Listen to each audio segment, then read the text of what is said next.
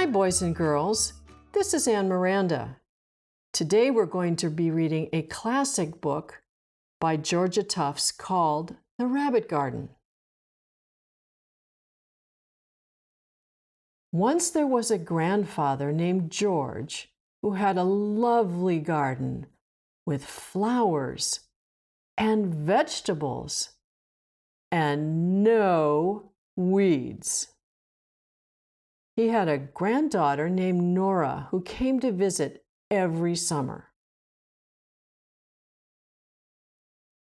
Early one morning, when George went out to inspect his garden, he discovered that someone had nibbled the tops of his lettuce.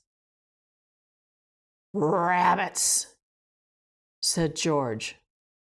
"I'll have to get rid of them." And that day, George and Nora built a fence around the garden to keep out the rabbits.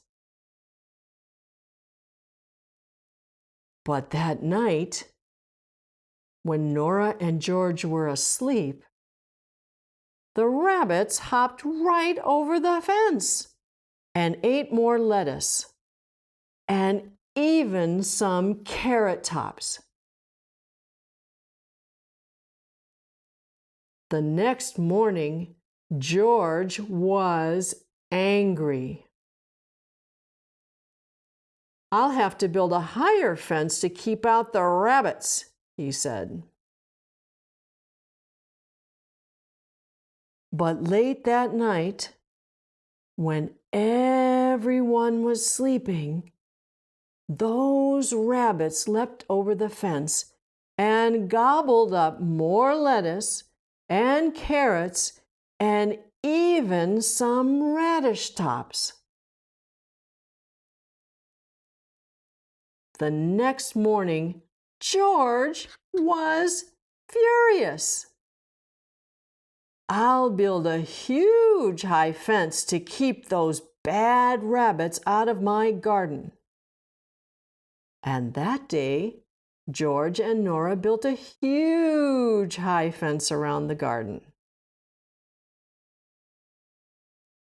But late that night, so late that even the owls were asleep, those bad rabbits crawled under the fence and munched on lettuce, carrots, radishes, and even some bean blossoms and cabbage sprouts. "Oh, what can I do?"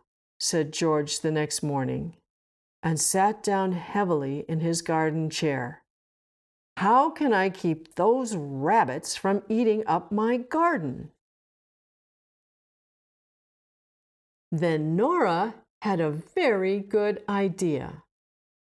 "Why not make a rabbit garden just for rabbits and plant all the things that rabbits like best in it?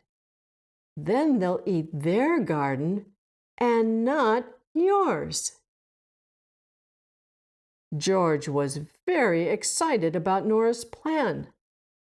He especially liked the part about the rabbits not eating his garden. So George and Nora got busy and hoed and raked a plot of ground for the garden. Then Nora planted lettuce, carrot, radish, bean, and cabbage seeds. George made a sign which said in big letters, "The Rabbit Garden. All rabbits welcome." On one side of the garden, they built a little fence for the rabbits who like to jump over fences into gardens. On the opposite side, they built a huge high fence for the rabbits who like to crawl under fences into gardens. They left the other two sides open for all the old rabbits and all the baby rabbits who just wanted to hop slowly into gardens. So every night after that, the rabbits came to their very own garden. And do you know why they always came at night?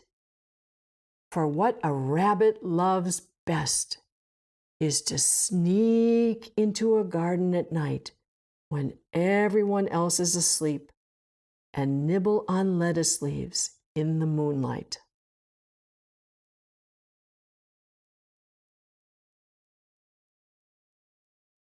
I hope you like this story. This was one of my favorites when I was a child.